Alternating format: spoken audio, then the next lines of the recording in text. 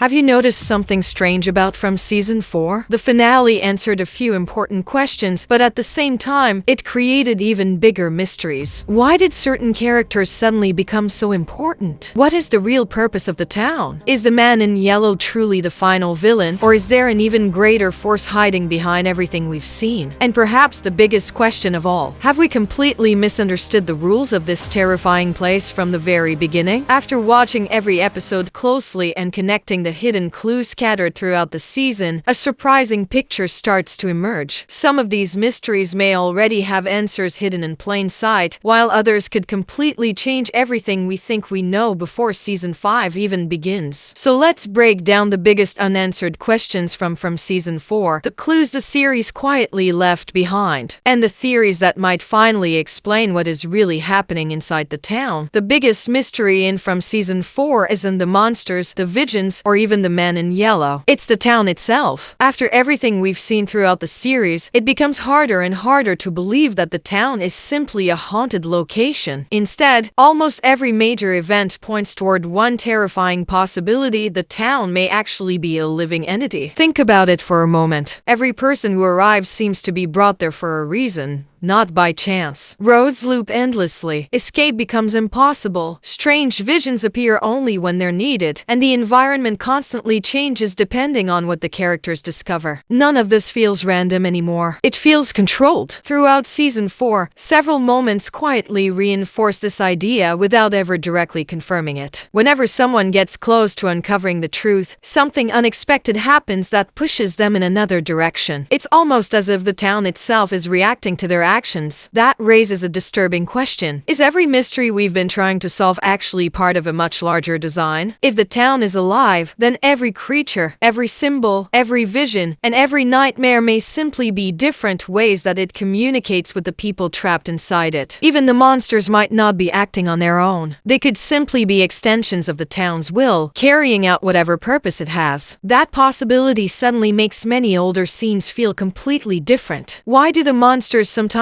choose not to kill immediately? Why do they smile before attacking? Why do they seem to understand far more than they ever reveal? Their behavior often feels less like mindless predators and more like participants following carefully established rules. The same idea applies to the mysterious symbols that keep appearing throughout the series. Characters continue discovering drawings, markings, and objects that seem connected despite being separated by different locations and different periods of time. Instead of representing random clues, they may actually function like the language of the town itself. Every symbol could be another piece of a much larger system that nobody has fully translated yet. Then there's the question of the voices and visions. Many characters experience them differently. Some receive warnings, others are manipulated. Some see dead people, while others witness events that haven't happened yet. Rather than being unrelated supernatural events, they could all originate from the same source. If the town is alive, then these visions may simply be different methods it uses to influence those trapped inside it.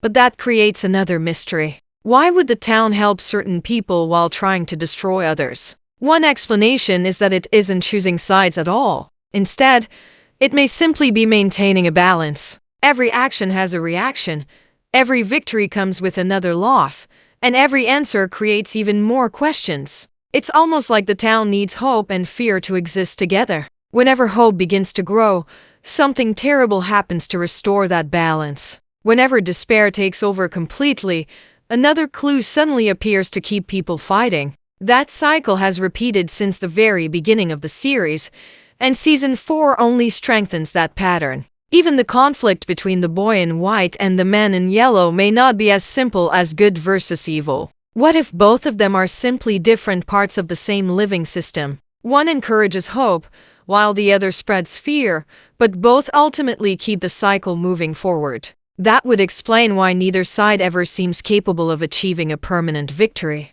Every cycle ends only for another one to begin. If that's true, then escaping the town may never have been the real objective. The real challenge might be breaking the cycle itself. And if that's where the story is heading, then everything we've believed about the series since Season 1 could be completely wrong. The biggest mystery may not be how to leave the town, but why it exists in the first place.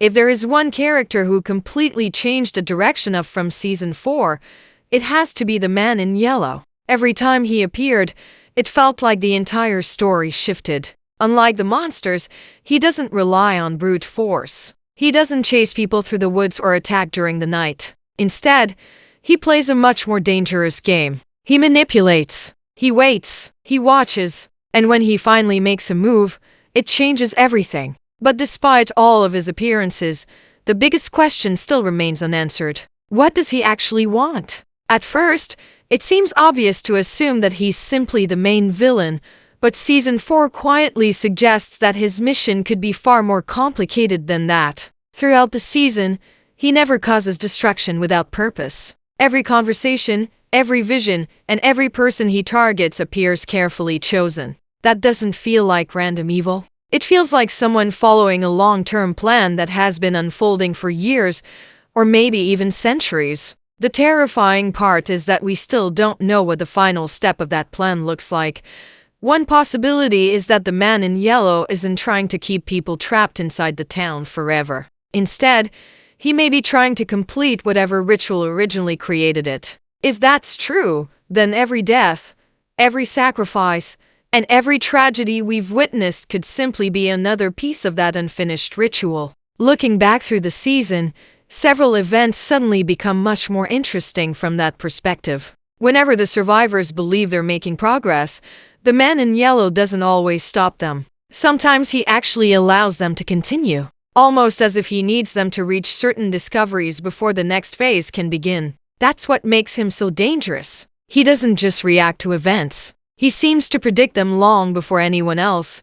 Another mystery is the strange way he understands every character. He always seems to know their fears, their regrets, and even memories that nobody else should know about. That raises an important question. Is he simply reading people's minds, or has he been watching every cycle since the beginning? If the town has repeated this nightmare countless times before, then the man in yellow may have already seen versions of these same people making the exact same choices. That would explain why he rarely looks surprised. He already knows where certain decisions will lead.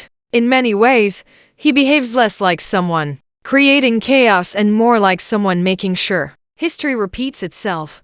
That idea becomes even more interesting when we think about his connection to the boy in white. Their brief interaction feels incredibly important because it confirms that both characters are aware of each other. Neither of them reacts with shock. Instead, they behave like two opponents who have faced each other many times before. That single moment hints at a conflict much older than the town itself. Maybe this isn't the first cycle. Maybe there have been dozens or even hundreds, each ending in failure before starting all over again. If that's the case, then the man in yellow may not be trying to win one battle. He may simply be